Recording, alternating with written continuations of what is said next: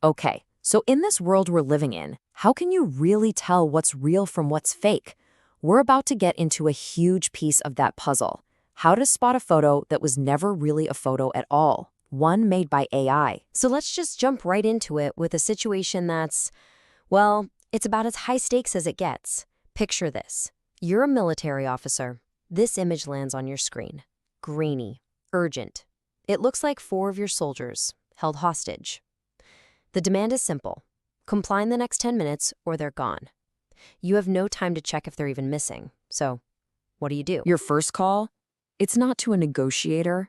No, it's to someone who understands the science of an image.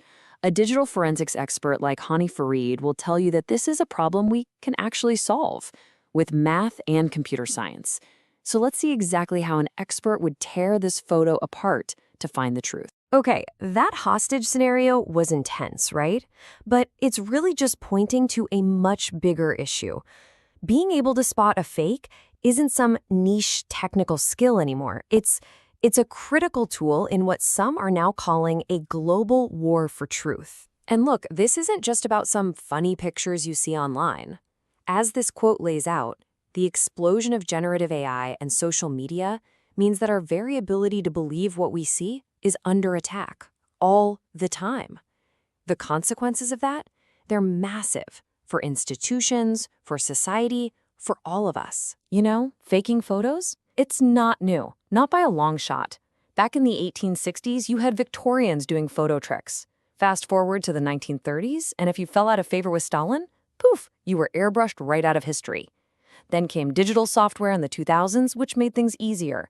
But today, generative AI has put this whole thing on steroids, letting pretty much anyone create incredibly realistic fakes with just a click. So how do we even begin to fight back? Well, the absolute key, is in a fundamental difference, the way a real photo is made versus how an AI generates an image. Understanding that is everything. Okay, this is the most important part to get. A real photo, that's a product of physics. Light from the actual world hits a sensor and gets captured. Simple. But an AI image, that's a product of statistics. It starts with what's basically digital static, just random noise. And a computer model slowly learns to shape that noise into something that just looks like a photo. It's imitating reality, not capturing it. And that little difference, that's our way in. All right, let's go back to our hostage photo. We're going to treat this image like a digital crime scene now. We're going to run 3 specific forensic tests to figure out if it's the real deal or not. We're on the hunt for 3 specific clues. 3 things that AI often gets wrong precisely because it doesn't understand the physical world. We're going to look at its noise signature, check its geometry, and then we're going to examine its shadows. So, clue number 1, the noise signature.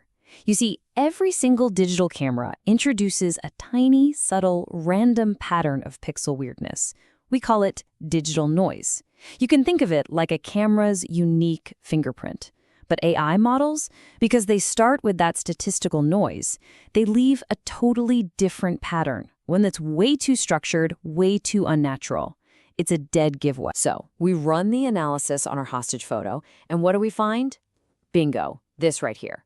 A very clear star-like pattern. That is not the fingerprint of a camera. That is the signature of an AI.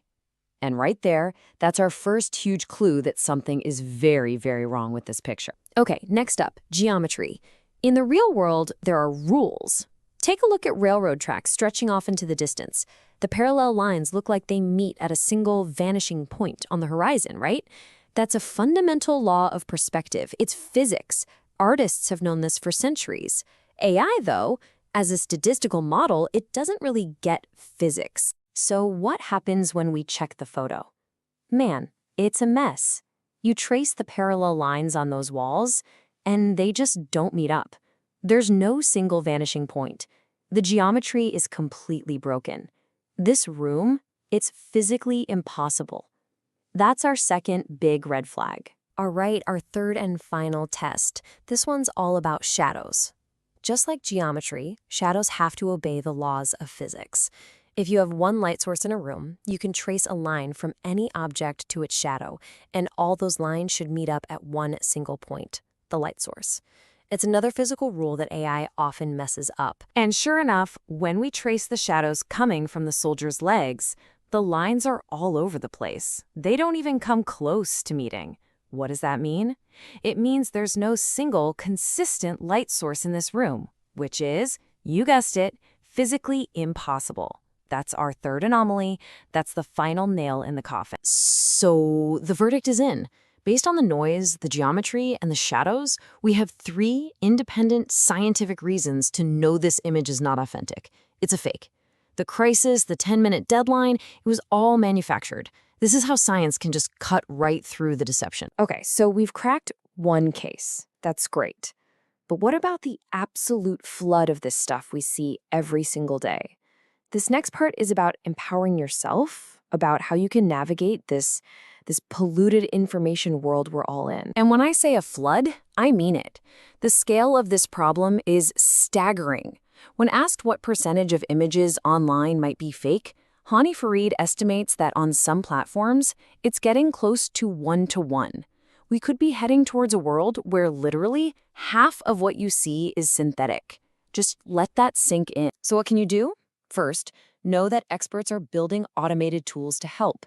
Second, keep an eye out for new standards like content credentials, which act like a nutrition label for images, verifying where they came from. Third, and this is a big one, start treating social media like junk food. It's not a reliable news source. And finally, maybe the most important thing you can do right now, just take a breath, pause, think before you hit share. Don't be the one spreading the pollution. You know, it's so easy to feel like hostages in all this, right? Constantly unsure of what to trust. But here's the thing, we're not. As Fried says, we have agency. We can choose to be more critical, more thoughtful. We can choose to support the people and the tools that are fighting for the truth. Look, we are at a fork in the road. Down one path, technology continues to sow distrust and pull us apart. Down the other, we figure out how to make it work for us, not against us. That choice, it's entirely up to us.